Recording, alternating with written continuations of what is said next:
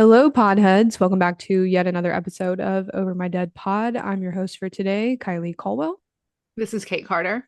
And I'm Holly Spear. And if you're listening, thank you for being here. We love all of our listeners. And like we said before, we just do this for fun and because we love you guys and we love to get the love. I sent Luke as my proxy for a work meeting, and the girl was like, I won't say her name, but she was like, I'm sad that it's you because I listened to Holly's podcast. And that was just so sweet, made my day. And we've had a couple other people come up to Kate and Kylie and say that they love our episodes and we love you. So show us love. And that's it. That's our subtle plug. Bye. Okay, back to the for fun. The for fun. This is for fun. I've had this case or cases on my list since before we started this podcast back in 2023, but I couldn't figure out how exactly to tackle it. I'm glad I waited though, because we have some more clarity, all thanks to a high school sociology class in Tennessee. The class, led by teacher Alex Campbell, sought out to solve a string of murders in the South, and they made significant progress, more progress than the FBI had ever done. So let's dive into this tangled mess of murders known as the Redhead Murders or the Bible Belt Strangler.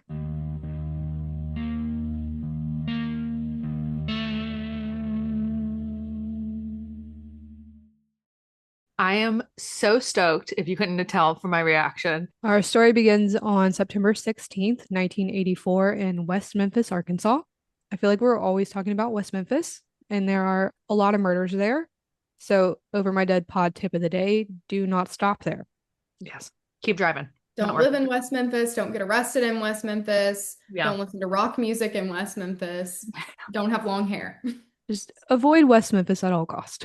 Anyways, on this day along Interstate 40, the almost nude body of a young woman was found. She was only wearing a sweater. At the time, investigators couldn't find much evidence. All they had was this unidentified woman who apparently had been strangled and dumped. No one recognized her, and she didn't match any reports of missing women in the area. 9 months later, police got a break. A couple in Florida called after seeing her poster and said they knew the woman. She had stayed with them before. She was 28-year-old Lisa Nichols, originally from West Virginia, but was a bit of a drifter and traveled across the country as a sex worker. Police were like, great, we have a name, we can notify her family and track her movements better. They got into contact with Lisa's family, but they literally did not care. Apparently, Lisa had been estranged from them for quite some time. Her family didn't know where she had been, and they never even claimed her body from the morgue, which is sad. Don't know what happened between them, but yikes. That's like one of my worst fears. No one claiming you? Yeah. Like they all know that I'm there. Kate, we'll claim you. What are you talking about? Okay, so the only person who was of any help to police was actually Lisa's pimp, who reported that the last time he saw her, she was getting into a semi truck at a truck stop in Sherrill, Arkansas. This is like 2.5 hours southwest of where Lisa's body had been discovered. And that's all the police could gather. No other evidence, no suspects. In fact, in the 9 months it took to identify Lisa Nichols, 8 other similar murders happened. And as you can guess from the title of this episode, all of the women either had red hair or their hair had a little red tint to it. A second Jane Doe was found on January 1st, 1985 in Jellicoe, Tennessee, on the embankment of Interstate 75. The body was fully clothed this time, but wrapped and bound inside of a blanket. The body of the young woman was already in a pretty advanced state of decomposition, with an estimated date of death at least 72 hours prior to discovery. Despite this, the medical examiner could still determine that Jane Doe had been strangled. She was also 10 to 12 weeks pregnant at the time of her death. It took 33 years for Tennessee Jane Doe to be identified. On September 6, 2018, investigators confirmed that the body belonged to 20-year-old Tina Farmer. How they finally solved who she was pretty interesting, though.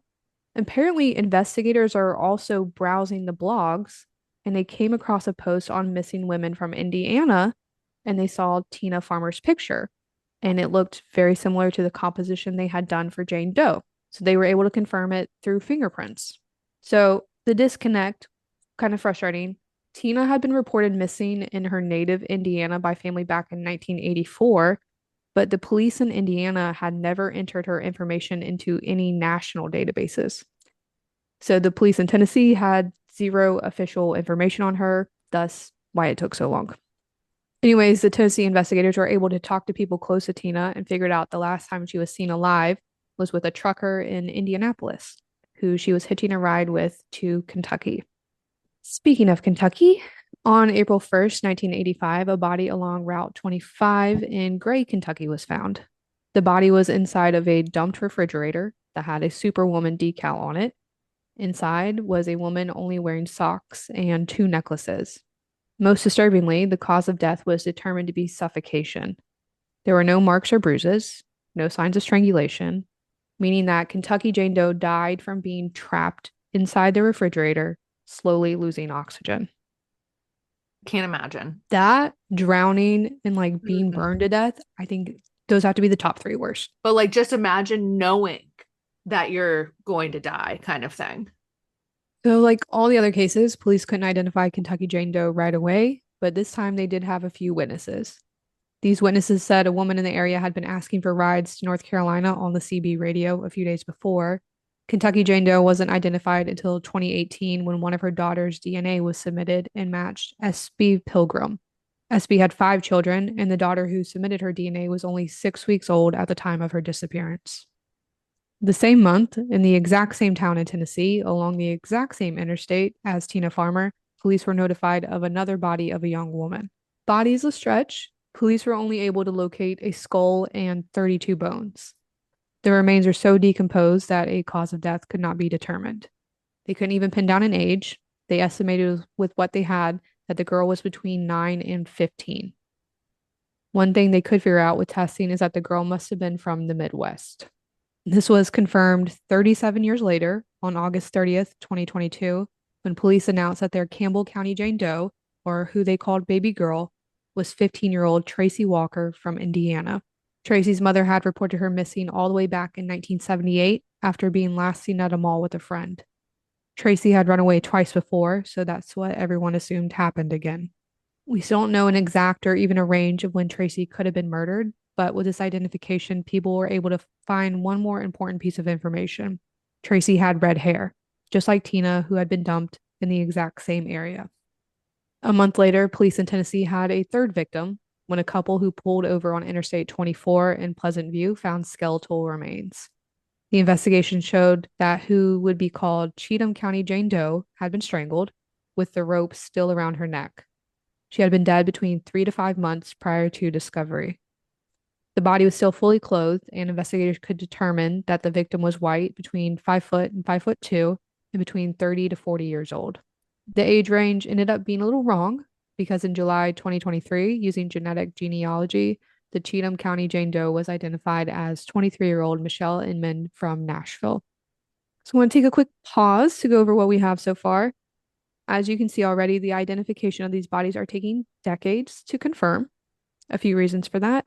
The technology at the time, most, if not all of these women were drifters and or estranged from their families, and there is such a backlog of Jane and John Does that need to be identified with very little resources to work these cases quickly.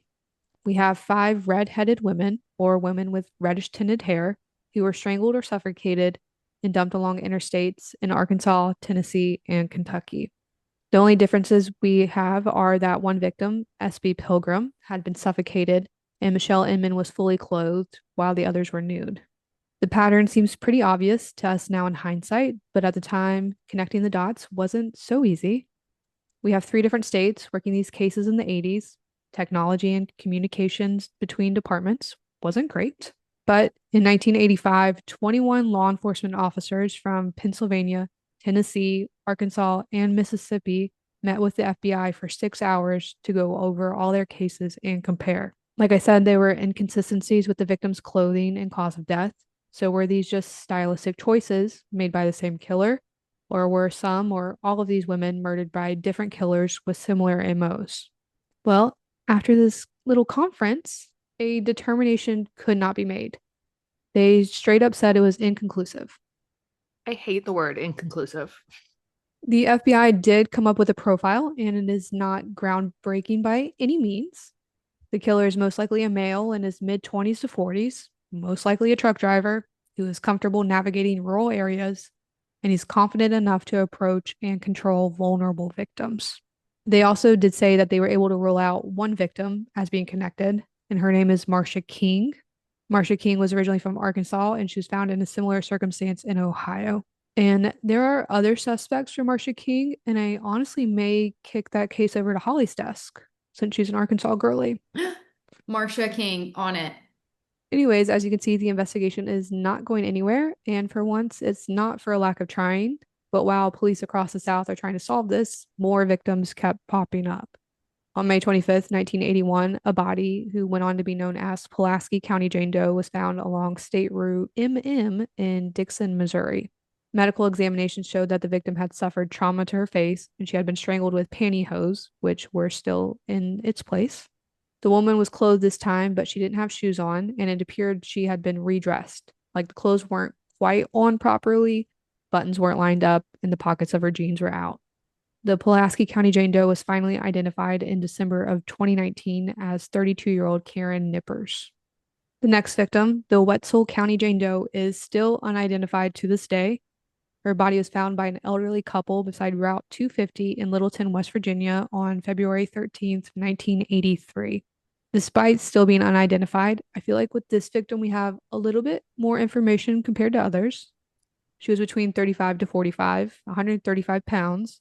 She had brown eyes, reddish brown hair, and she had a C-section scar and a scar on her index finger. The Wetzel County Jane Doe's legs and armpits were shaven, so authorities believe she was not a hitchhiker. A cause of death could not be determined, but the medical examiner was able to rule out sexual assault.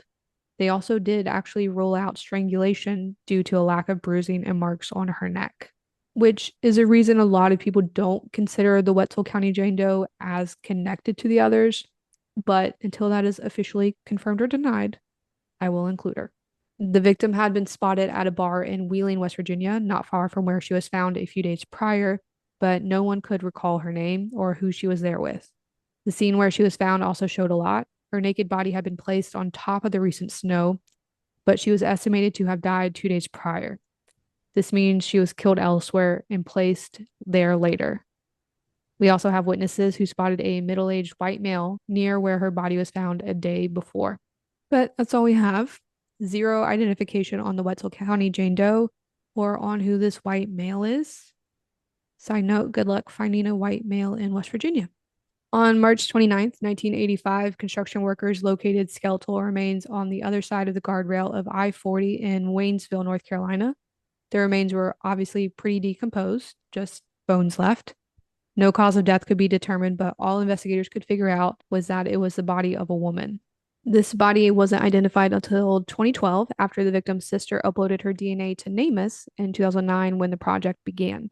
We've talked about NamUs before, but quick brief. It's an organization that helps investigators match reported missing persons to unidentified remains. They provide completely free fingerprint exams, anthropology exams, and DNA analysis. Hopefully, you're never in this circumstance, but if you are, you can send your DNA sample to NamUs completely free, and they will try to locate your missing loved one. But thanks to them, the body was identified as Priscilla Blevins. She had gone missing from her home in Charlotte, North Carolina in 1975, and it is believed she had been deceased and lying in that spot along I-40 since then. Our next victim was found on April 14th, 1985, in the neighboring state of Tennessee. In Greenville, a teenager out fishing located a heavily decomposed and nude body of a young woman 58 feet away from the off-ramp of I-81.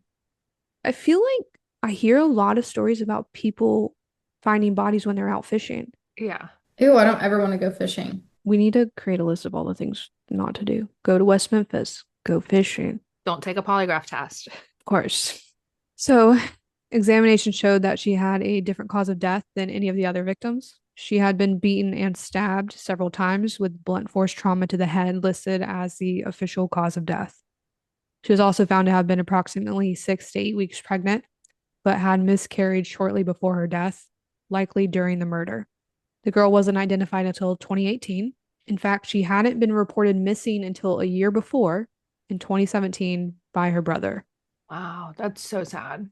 Super sad. Her Yeah. name is Elizabeth Lamott, and she was 17 when she was last seen at a youth development center in Manchester, New Hampshire in 1984. And how she ended up in Tennessee, well, that is a mystery. Another body was found by a truck driver on January 24th, 1985, in Olive Branch, Mississippi, along Highway 78. The DeSoto County Jane Doe was dressed somewhat, but she was missing her shoes, underwear, and jacket. The cause of death was determined to be strangulation with a ligature, and sexual assault was highly suspected. You could have guessed it, but it took decades to identify this woman, and it was not until March of 2024 that our good friends at Othram identified her as 22-year-old Lori Pennell. And Lori was last seen at a truck stop in West Memphis, Arkansas. Our next victim is the last one who is still unidentified to this day, known as one of the Pulaski County Jane Does, because there are several. She was found on April 20th, 1985, in Wrightsville, Arkansas, near the Arkansas River. She was found nude and face down with her clothes later being recovered 70 feet downshore. Pulaski County Jane Doe is estimated to be between 30 and 40 years old, with blondish red hair. She's 5 feet 3 inches tall, and she had a previously fractured left femur that was healed. No other information, including a cause of death, has ever been released regarding her case. And for those listening instead of watching on YouTube, I will include composite sketches and links to more information for each of these Jane Does on the blog post for this episode, which is on our website for further reference. Also, shameless plug, watch us on YouTube because there's photos. Yeah. A lot of people don't know that. And we're cute. Are we? Mm-hmm. I put on makeup for these episodes, guys, for you. I do too. Okay, back to the story. This next victim is different from the others. Roane County Jane Doe was located next to a dumpster on Highway 58 in Kingston, Tennessee on August 29th, 1987. What is different about this case is that the Jane Doe's body had been burned after her death. Further testing also showed that her hair was not naturally red, it had been dyed from brown. Othram came through again and positively identified Roane County Jane Doe as Betty Lou Wisely in 2023 after quite the chain of work. The University of Tennessee Anthropology Center submitted a DNA sample to the FBI to try to get a DNA profile. The FBI was able to, so they sent the profile to NamUs and Othram, who were finally able to crack the case. I couldn't find much out about Betty Wisely, but she was originally from Missouri, but had been living in Knox County, Tennessee prior to her death. In 1998, yet another Jane Doe was found strangled to death in Rising Fawn, Georgia. She had also been sexually assaulted. In March of 2022, the Jane Doe was identified as 19-year-old Stacy Lynn Chohorsky, who had been reported missing after her murder. According to Stacy's mother, 4 months prior to reporting this, Stacy told her she was going to hitchhike to Michigan. Something a little different about Stacy's case is that her killer has actually been identified. Well, sort of. We'll talk about him later. We have one last victim to cover, the case of the Benton County Jane Doe. On May 7th, 1990, the body of a woman who had been shot and set on fire was found in Rogers, Arkansas. It is also suspected that she had been run over. Odd thing though, when police spoke to people nearby, a neighbor reported seeing a fire back in February, but he, one, never looked into it, like never walked over, and two, didn't report it to anyone, didn't even call the fire department. He was like, this is normal. It's fine. Everything's fine. I mean, we always want, a quiet neighbor who's not in your business, but like that's the one time to be in someone's business. The Benton County Jane Doe was identified as 28-year-old Donna Sue Nelton on October 25th, 2022. She had been last seen in the fall of 1989, a few months before her death. Donna Nelton and Betty Wisely are the only known victims who have been set on fire following their death, and Donna is the only victim we have who was confirmed to have been shot. And like I said before, there is little to no progress in identifying suspects for these murders. It's taking decades. And to be honest, none of these cases are getting any media attention. Most of these women were sex workers and or drifters. Some were not even reported missing. But in 2018, a sociology teacher in Tennessee named Alex Campbell heard these stories. At first, he was thinking, what the hell? Why have I not heard of these? They're basically in my backyard. So he gave his class an assignment. Try to determine if all these murders were the work of one killer. The class gathered everything they could find on these 14 murdered women, and they saw a pattern in something all these police departments and even the FBI didn't see. The students realized that the knots on the ligature used to strangle 6 of the women were the exact same. There's a million ways to tie a knot, Most people have a preferred way to do it or just know one way, so they tie them all the same. The killer with a pretty set pattern, redheaded, vulnerable girls and women dumped on the side of a highway, would also likely keep the ligatures consistent. The 6 women that the class connected together were the first victim, Lisa Nichols in West Memphis, Arkansas, Tina Farmer in Tennessee, Michelle Inman in the same town in Tennessee, Elizabeth Lamont, also in Tennessee, Tracy Walker in Tennessee, and Lori Pinnell in Mississippi. As you can see, these victims were also found in pretty close proximity to each other, some in the same town. With this information, the class was able to put together a more detailed profile of the killer. They theorized that, yeah, he was a male truck driver, but he most likely lived in or near Knoxville, Tennessee. And Knoxville is like in the eastern part of the state, and that's also where all of these highways connect. You have 275, 40, 75, 640, a whole bunch of others. But from these ligatures, it was theorized that he was right-handed, and he likely had an above average IQ. He was able to pick up these women, likely from truck stops or on the side of busy highways, without anyone seeing him. He was also able to dump them right there on the busy highway without anyone noticing. So the class took all this information to a meeting with the FBI in Knoxville, presented it, and the FBI was in agreement. These women were connected by the same killer, and we actually know who one of their killers is. Before we get to that, though, the class created a limited series podcast called Murder 101, detailing their entire investigation. So when you're done with this episode, go check it out. Yo, I love that. Yeah, that's super cool. Okay, back to this killer who we do know. In 1985, a woman with red hair was found dumped near a highway. She had been attacked and strangulation was attempted. Sound familiar at all to anybody? But this time, the woman survived. Her attacker had driven off thinking she had already died. Not exactly sure how they found her attacker, but 2 years later, he was convicted of her kidnapping and assault. This guy's name was Jerry Leon Johns, a 37-year-old trucker from Cleveland, Tennessee. Cleveland is a little bit further south than Knoxville, kind of near the Georgia border, but other than that, he fits the profile to a T. Even more damning, a DNA sample was collected from the body of Tina Farmer, and this was matched to Jerry Johns in 2016. Problem though, Jerry Johns died in prison in 2015 at the age of 67, and Tina Farmer's body was not identified until 2018. I always hate it so much when the person dies in jail. And just before Like, they right connect before. it. Yeah. That's just extremely frustrating. And imagine being the families too, you know? Like, if Yeah. you guys worked just a little bit quicker, we could have had them. Yeah.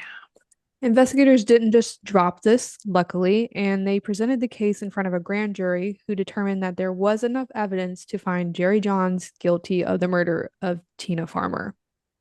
So the case, or that one case, is sort of closed, I guess. But what about the other victims?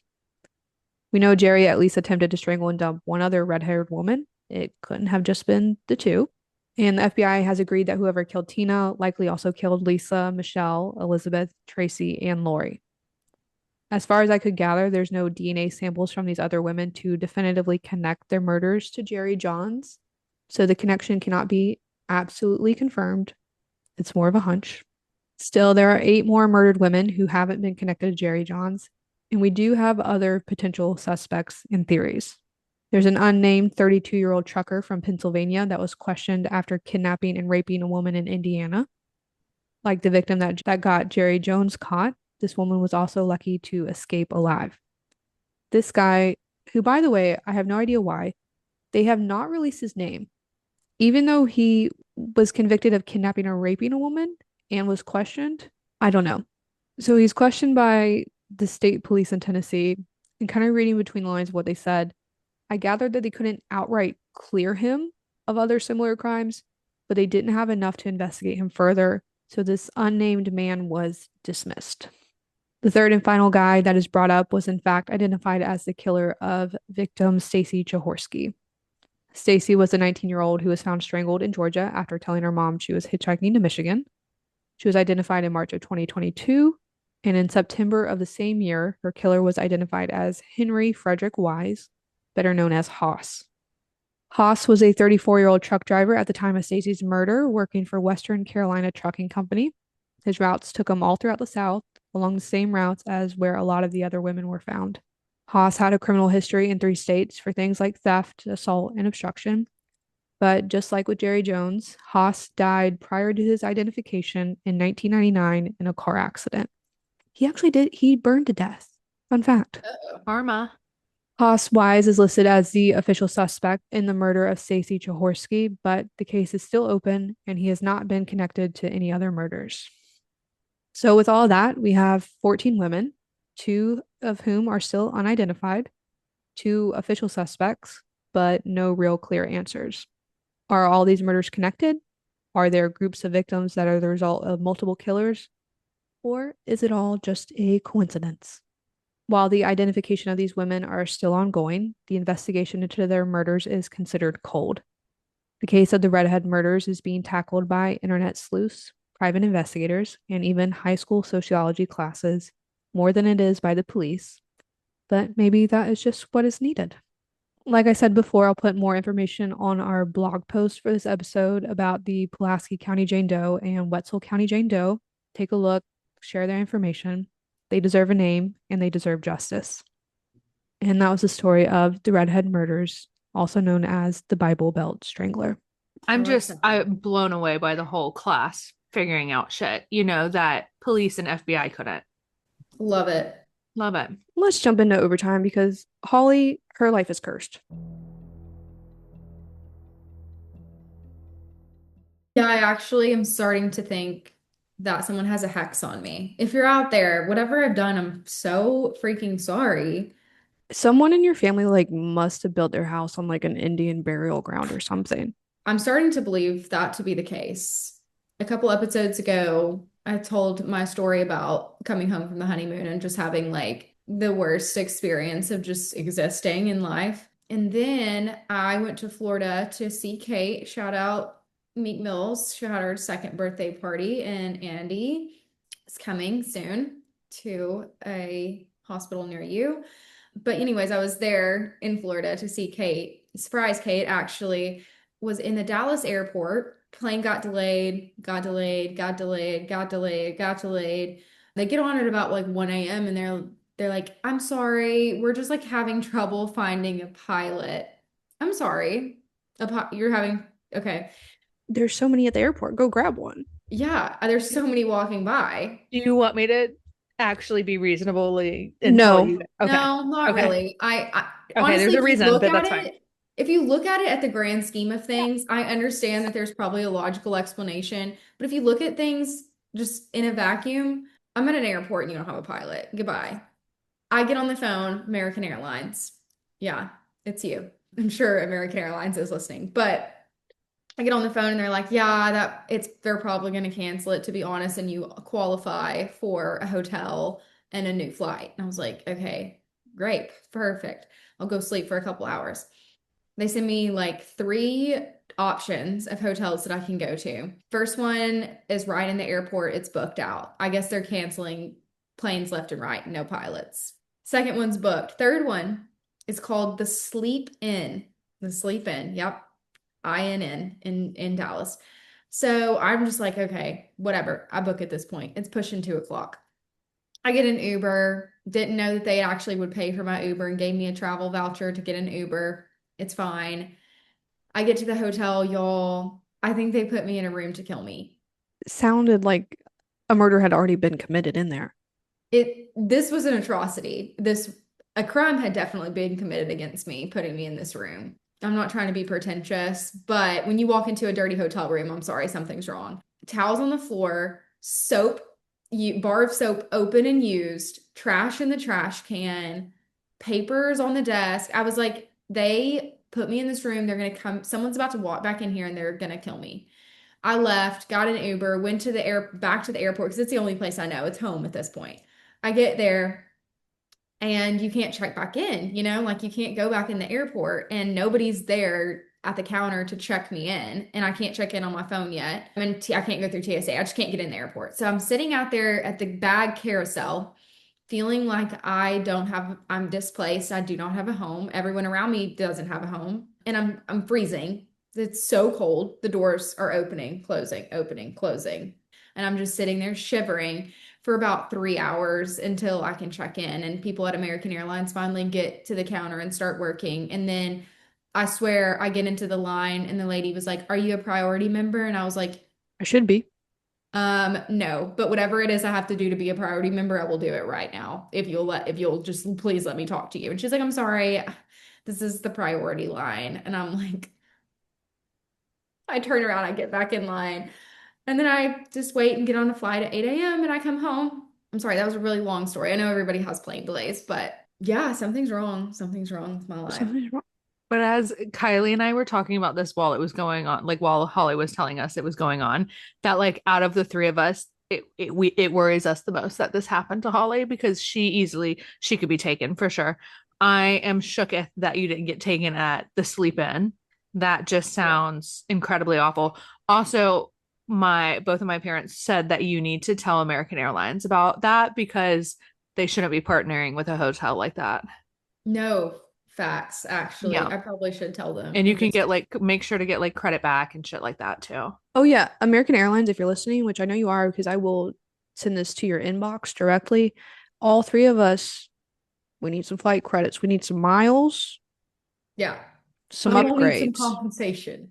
I, Don't threaten them too much. That's who my dad works for. Kate's dad, if you're listening, I free round of drinks every American flight. Stop making me put in my credit card to get a mimosa.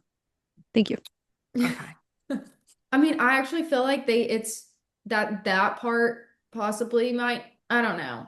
I was gonna say not their fault, but like you got to know the places you're sending these people to Right. the That's hotel. exactly you need to complain about that because otherwise they won't know, you know? Yeah. Also, Dallas is a big city. Why are they only partnering with three hotels? The way that it just works, it has to be within like a certain amount of radius kind of thing, certain hotels, because they're also letting you stay there for free and they're paying for it. So it's Yeah. not going to be classy hotel. I mean, the amount of times I've been sent to hotels by airlines, they're never good hotels.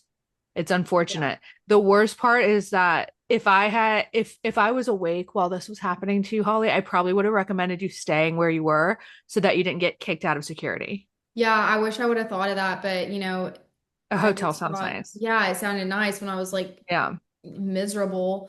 Yeah, as I was walking out the hotel lobby door to get my Uber back to the hotel, they're like, "Breakfast is at 6 a.m." I'm like, yeah, I won't be here. I will not The be here. hell it is. Yeah. Goodbye. I Yeah. didn't say anything about the room. I just left. They wouldn't have done anything anyways. No, and at that point, I'm like, if you're sketch enough, I'm done here. I'm done here. Shout out Sleep In Dallas, Texas. Yeah. I hate you You're on the naughty list. Yeah. for sure. You try to get me. I wonder if we have any like witches listening that can like undo a curse upon Holly and her family. That's what I want for Christmas. Somebody get me one of the Etsy witches. I'm just kidding. Don't spend money on that. But You know what I think it is? And it's a logical reasoning behind it too. Someone has your voodoo doll, and we know exactly who, but someone has your voodoo doll, and that's yeah, why all of this is happening. I believe that to be true. Actually, I could see like two people having your voodoo doll. Okay, you'll have to tell me off air who you think the second one is. I could see actually I'm thinking of more and more. There could be like three. Yeah, I got three legit ones right now. Okay, well, if the second person you're talking about has a voodoo doll on Holly, then she's got one on all of us. Yeah, I don't know how I haven't been killed. Oh shit, I got four. That wasn't even who I was thinking of, and Oh, I yeah. know who you guys are talking about. Yeah, for Four. sure. I Oh, if one has for Holly that I'm talking about, I'm for sure should have been dead by now. okay, Holly, if four people have voodoo dolls on you, that's I we're gonna know, have to I know. get quite the powerful Etsy witch. Yeah, I Four know. Holly. You can think of four people. That's crazy. I mean, Well, I they're all within the same group. oh, okay. We can't say too much. We'll be sued. No, we'll get a voodoo doll on us. Yeah. Yeah. Cease and Oh, sue me desist. for saying that you don't like me. Yeah. Shocker. It would be funny they sue and we have to like go do depositions and they have to prove that they don't have a voodoo doll on you. Yeah. That's definitely what's happening right Yeah. now. All right. Well, I will be browsing Etsy for witches and maybe some voodoo dolls of my own. I'm But gonna go unhex myself. we're gonna go stage bomb Holly's house.